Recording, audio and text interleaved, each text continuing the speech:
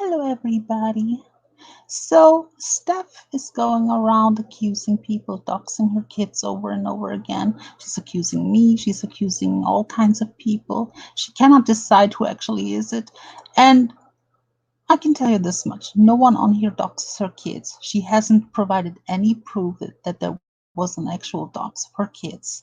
All she showed was some fucking accounts which quoted what she was yelling at her kid. And a first name, to my knowledge, is not a dox. There are a gazillion people with that first name around she's accusing based to dox her kids. Even if he is behind these accounts, it's just a first name. And making an account calling her out for being a truant, being in truancy court. What does this have to do with CPS? Are we to blame for you not taking care of your kids? And I hope you're not still lying about this because you will look so foolish. I already posted proof on my community feed that you had court date on Valentine's Day, and I'm going to show you why CPS got involved with that bitch. It's no one's fault but hers. But let's look. And I'm going to give you an exclusive and I'm going to read it in ASMR voice. So, yeah. Here is what happened with that bitch. So, first, let me explain. She had a truancy case going on. I posted all on my community feed. I blacked out the last names and the personal stuff so she cannot claim I was doxing her or anything. I posted it for proof. So she did not take her kids to school or still doesn't, I don't know, but she obviously didn't. So she, to a point where court was contacted. And it's not the first time that this happened. Yeah. So her priorities are YouTube before her kids. So, but now let's see why CPS got involved with her. So let's take a look. So this is called, Can CPS Take Your Child for Missing School? I just found this on Twitter. As a parent, it's your responsibility to make sure your child gets an education. Failing to make sure your child gets an education is a form of abuse called educational neglect. What is educational neglect? Every state and school district has different standards for when a kid must legally begin to attend school and when they can drop out without legal repercussions against the parents. Parents must ensure that their children attend some form of school while children are still under their control. Children missing an excessive amount of school is considered educational neglect. Most schools flag children who miss more than 20 days of school within a consecutive year or miss more than 7 unexcused days in a row. Regardless of whether or not those absences were excused or unexcused, your child's school may have to legally report you to CPS for those excessive absences. So the school obviously reported her to CPS. If your child does have to miss school for a day or an extended period of time, you must call the school to report it.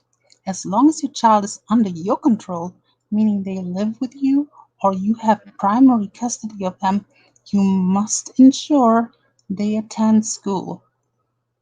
Commonly, children ages 7 to 17 must have some form of education that parents must provide for their kids.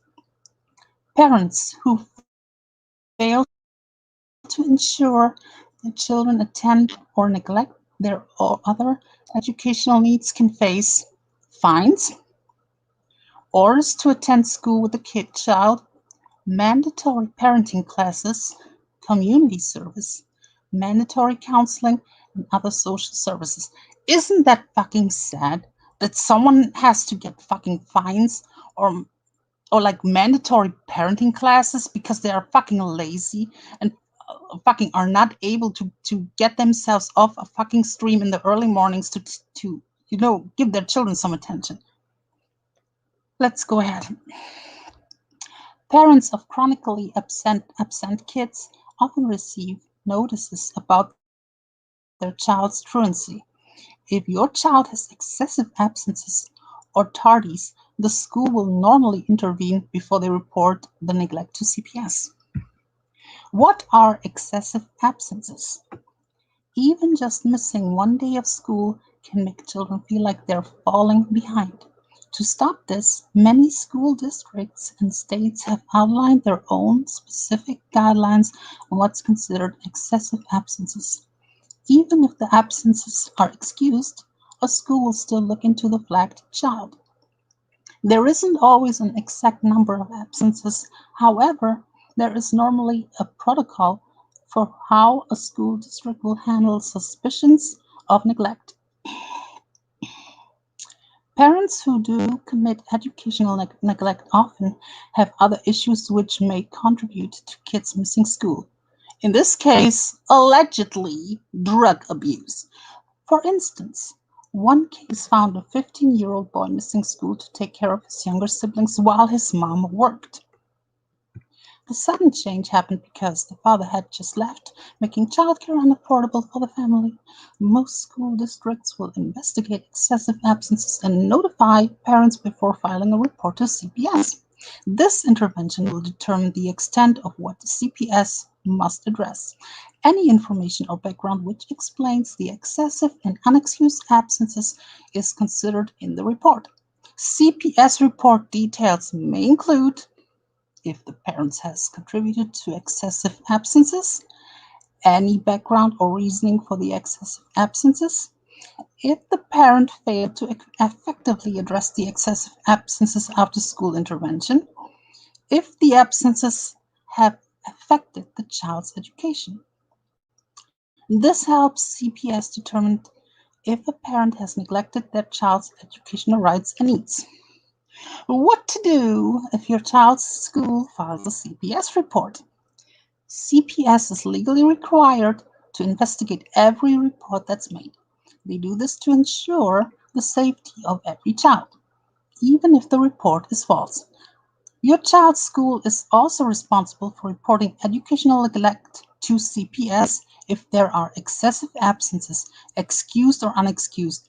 Excused absences can include sick days, medical appointments, religious holidays not within the regular school's calendar, family emergencies, pre-approved educational absences, pre-approved, Erica approved family vacations or leave, other educational disruptions such as homelessness, hospitalizations, or other extreme social disruptions are also considered excused. If your family is under extreme circumstances that can cause issues with your child's attendance, contact your child's school. There can be a number of reasons why a child might be missing school. For instance, kids with chronic physical and mental health conditions. In this case, we have the mother with chronic mental health issues, commonly miss more school than their peers. Other factors such as socioeconomic and cultural differences also factor into a child's chronic absenteeism. If you're having issues, speak with your social worker and your child's school to develop a plan of action for your child's excessive absences. However, even with your best efforts to try and develop a plan with your social worker in school, you can still have your child taken away. Ooh! This may not be because an unethical CPS worker is discriminating against you. Don't accuse the CPS worker to discriminate you for your fucking long-ass nose, bitch. Well, let's go ahead. Oh, the report is making claims in bad faith. Can you sue a school for calling CPS? That bitch can sue no one because she's fucking broke. And a welfare mom. And a drug addict. And allegedly anorexic. In order for a school to report educational neglect to CPS, they need reasonable cause to suspect abuse or neglect. In this case, if your child has missed an excessive amount of school, your child's absences would be the reasonable cause. Child protection laws grant reporters legal immunity if a report was made in good faith and will protect the reporter's identity. However, if the reporter has lied or made misleading claims, CPS will open an investigation on the individual.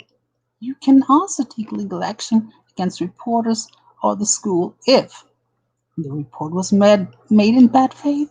This is considered a felony. You would know about felonies, do you, Steph?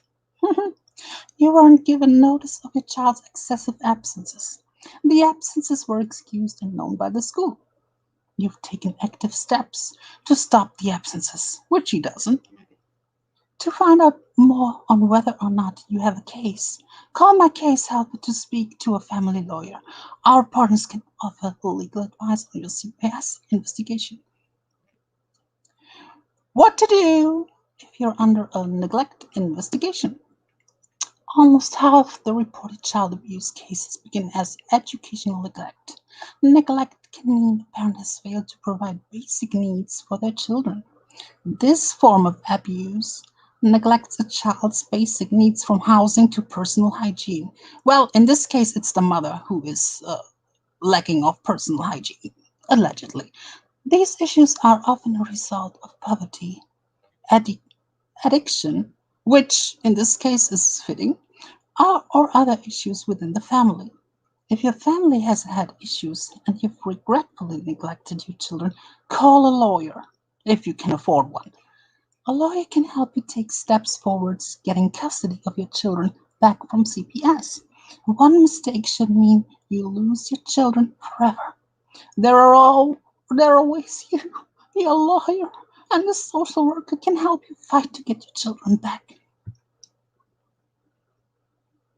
So basically, it was the school that contacted CPS, and that's a common thing apparently in the state she's living in. So don't go around accusing people. It's not a fucking coincidence that right around the time where your case was, you get like stuff from CPS, like she showed some fucking document. Don't they usually show up at the door or something? If CPS like she got like a fucking document. So CPS does get involved with these truancy cases. So that's what happens. Stop going around playing victim. Show some fucking accountability for once. It's none of our fault that you are failing to take your kids to school. It's you that is causing your own fucking bullshit.